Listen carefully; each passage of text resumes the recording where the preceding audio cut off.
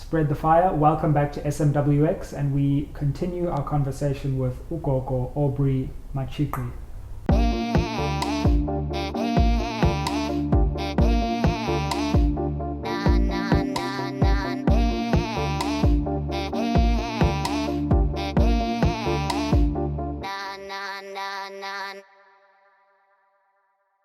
Gogo, in our last conversation, you were talking about, or you had just gotten to the point of a new vision for society, that there's great fear at the moment about where politics and society is going, but there's also great hope, and they seem to be existing side by side.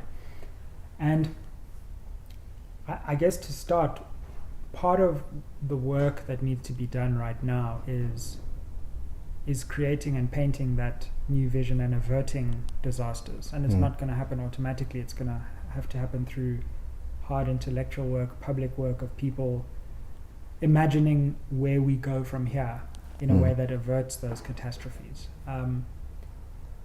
Do you think that that work has begun, and how should we go about that work, which is going to be long and arduous? Well, in the world as I wish it to be, South Africa is not a liberal democracy. The liberal democratic aesthetic is not the dominant logic in our democracy. Now, what that entails is doing the kind of deep thinking about alternatives to the current liberal democratic order. But we are not in the world as I wish it to be. In the world as I wish it to be, as a transition moment leading towards the world as I wish it to be, certain things need to happen. We need to restore the citizens' confidence in the electoral process, and therefore the democratic process, even in its narrow incarnation as a liberal democracy. Now, if you go back to the November 2021 local government elections, people bemoan the fact that we had a 48% voter turnout. In a way, that misses the point, because the crisis is deeper. The crisis of confidence or lack of confidence on the part of the voter is deeper. Only about a third of South Africans who are eligible to vote participated in the November election. Now, people lazily say this is a sign that voters have become apathetic, whereas voters actually, especially over the past 15 years, have become quite strategic in their voting, splitting their vote, for instance, and realizing that not voting is a democratic option through which you can pressure the establishment to consider a change in our democratic content. And what voters did by staying away, to me, was therefore not a sign of apathy, but something that should worry us more than if it was evidence of apathy. They have lost confidence in the capacity of the electoral process, in the capacity of elections to deliver fundamental change in their lives. They are therefore losing confidence in the capacity of our democracy, the democratic project, to deliver fundamental change in their lives. For me, that is scary, because in the absence of an alternative, all manner of impunity, instability, mayhem, and chaos, disguised as the alternative to the current order, become possible. So the first thing we must do is to restore the confidence of the South African citizen in the electoral process and therefore the democratic project. And one of the ways in which we must do this is to create a movement of citizens for electoral reform. We specifically electoral system reform.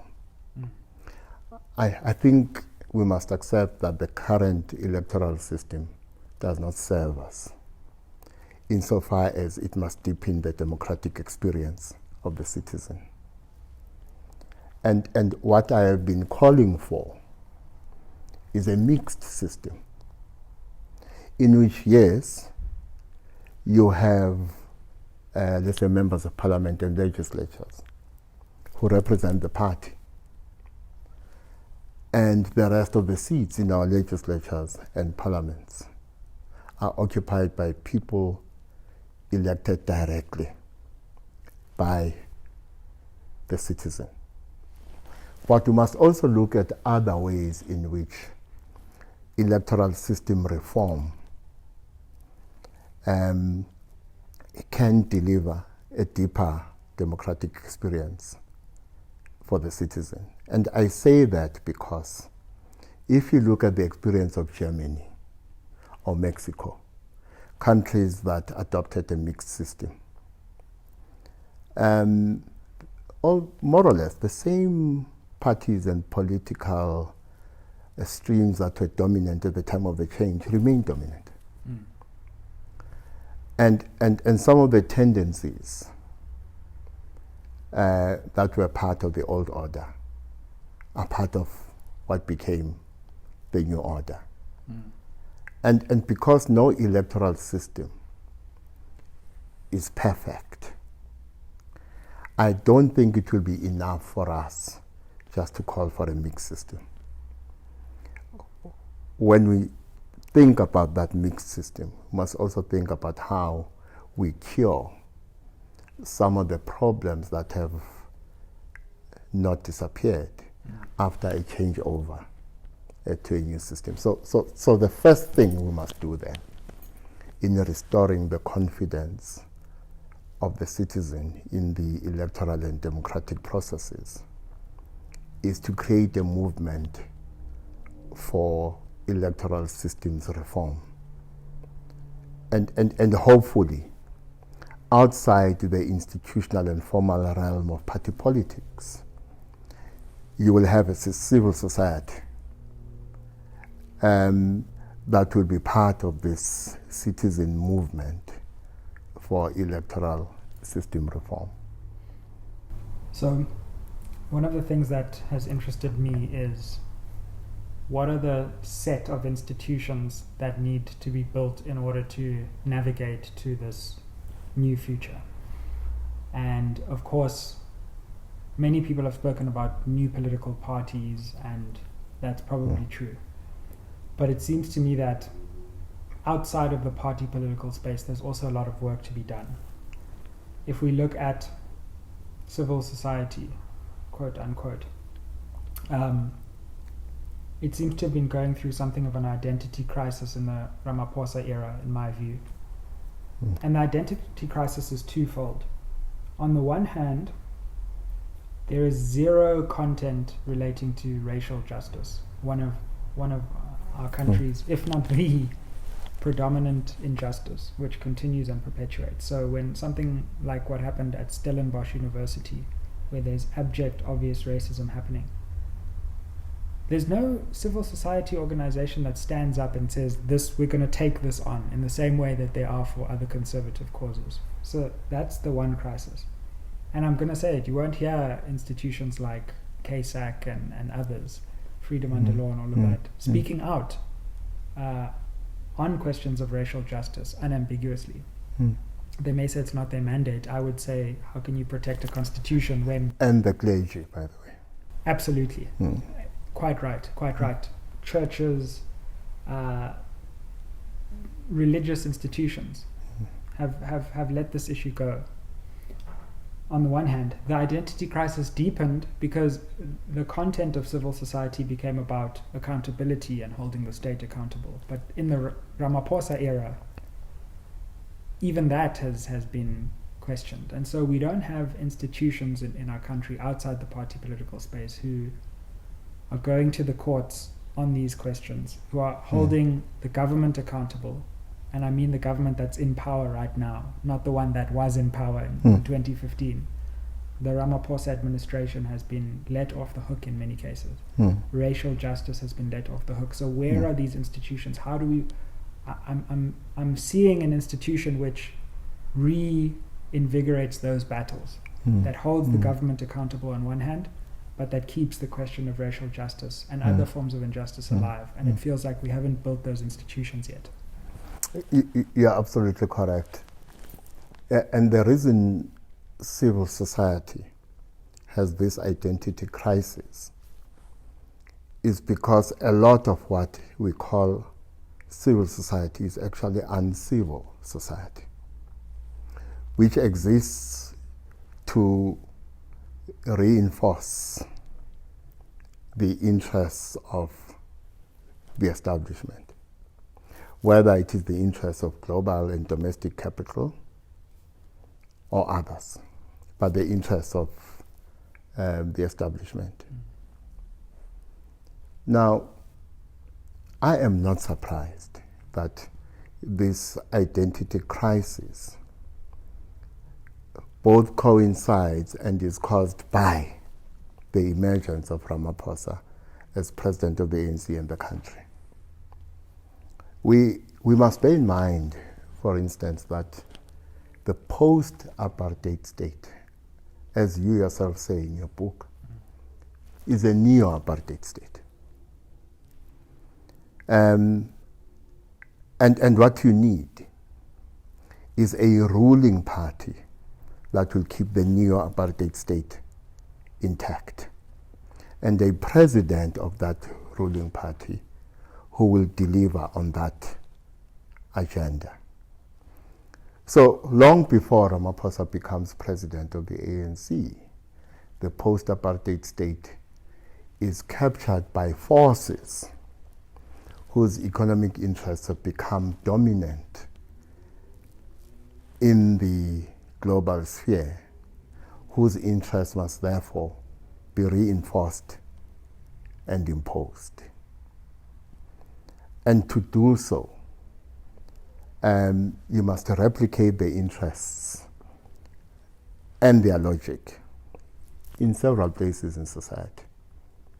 The media, bearing in mind that the media is socially constructed, popular culture, the education system, and other spaces in society, particularly our politics. So in a Gramscian sense, you then need to understand that for your interest to remain dominant, for the interest, for instance, of global capital to remain dominant, and the economic interests of a certain race, in the case of South Africa, to remain the dominant reality. Political parties that represent, in this case, whiteness, do not need to be a ruling party in power. All they need is to have a party in power that enjoys the support of the majority of South Africans, that will pursue those interests on their behalf. And in the ANC, not only under Ramaphosa, but before, you have a ruling party that is loyal more to the interests of global capital and domestic white capital than the interests of those who are oppressed. And therefore, in a Gramscian sense, those whose economic interests in particular are dominant have achieved that goal. Therefore, what is it that must be retained and maintained? One, the land must remain in white hands. The economy must remain in white hands. And a conception of the rule of law that is tied to whiteness must be the dominant reality. Now, the alternative to that is a struggle against this dominant reality. Now, this uncivil society exists in part to make sure that the alternative does not emerge, because the class and the racial content of this uncivil society is such that these elements in this uncivil society benefit from the status quo. And therefore this uncivil society play the role of guardians of the status quo.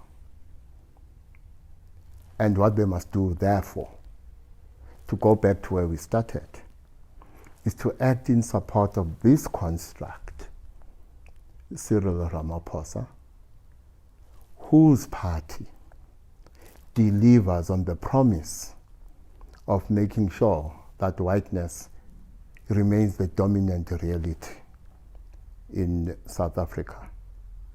And therefore, the interests that were dominant before the end of apartheid remain dominant after the end of apartheid.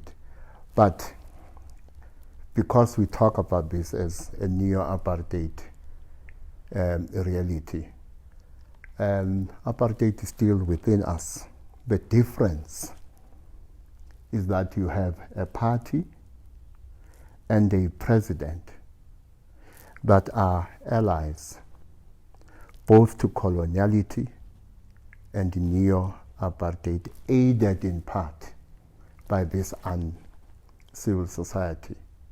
So which means, if we're not careful, the space civil society should be occupying to create a non-party political space that is vibrant, that can interact cooperatively with the party political space or in conflict with the party political space.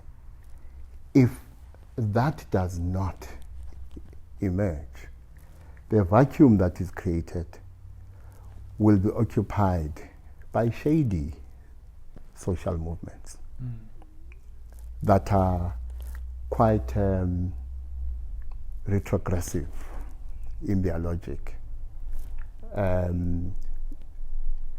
Movements, for instance, that are xenophobic.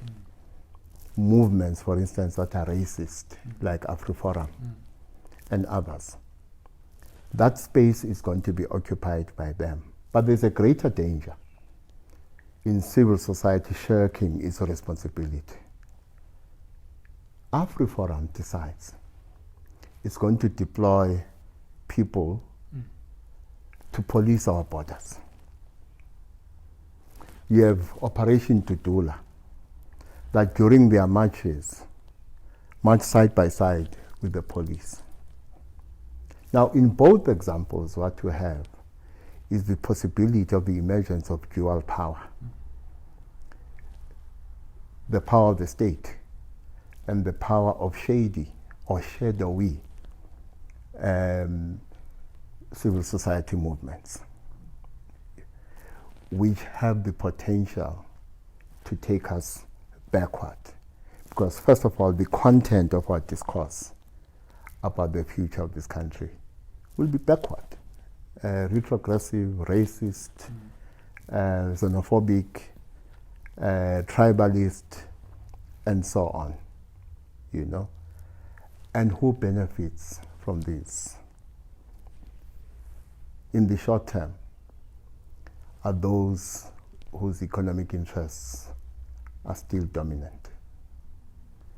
But they are short-sighted. It does not serve even global and domestic capital to have civil society that is this uncivil, this weak. Because beyond the weakness of civil society lies the potential for disorder. When there's an attempt to emerge with alternatives, but there's no leadership, for instance, there is no thought leadership, for instance. These are not movements that are based on the imperative of putting forward to society ideas on the basis of which you can construct a new society. And it worries me, Gogo, to end off and round off that this idea of a parallel state is actually gaining momentum to the extent that I think after apartheid the view was, look, we don't need the state, it's burdensome anyway. But we can build a state within a state in which we can coexist and live and defend minority interests. And quite frankly, if the state decays around that state, that might actually be useful. Yeah. And I watch how agendas are pushed through the courts, how government failures are being attacked quite rightly, but you build a certain sense of support, by saying, well, people shouldn't have to renew their driver's licenses, which is an AfriForum thing, and I tend to agree. But you then start to usurp the state increasingly, and before we know it, if we're not careful, with private, the privatization of space and land and all of these interests, we could be living in a state where we can't even transform the entire state because there are now two states that are vying against each other for that transformation. And so it seems that civil, quote unquote, society in the Ramaphosa era before must also be held accountable for the way it has not only failed to gain accountability in the Ramaphosa era, but is sometimes perpetuating a neo-apartheid vision. Well, let me close this way. We are creating space for something else. We are creating room for the state to be efficient in its coercive and oppressive capacity towards the poor, towards black people, towards women. And so if abahlali baseMjondolo are in the streets protesting against their conditions of underdevelopment, the coercive and oppressive and punitive capacity of the state is quite impressive. But the same state lacks the capacity to deliver on the basic needs of those citizens who were oppressed during colonialism and apartheid. The same state has developed the capacity to create space for private capital to basically do what it likes. So, within the state you have entities that exist to promote the interests of private capital. National Treasury, the Reserve Bank, and other institutions. These are decidedly neo-apartheid institutions whose goal is to reinforce and reimpose the dominant position and interests of private capital. This, by the way, is the reason why we had the Zondo Commission. If Jacob Zuma and the Guptas had left National Treasury alone, the Zondo Commission would not have happened. In other words, state capture is not a problem until there's an attempt to capture National Treasury, one of the institutions of whiteness and neo-apartheid in the country. Gogo, I'm going to leave us on that cliffhanger. Thank you so much for all of your time, and thank you again for gracing the SMWX audience with your insight. Thomas, okay.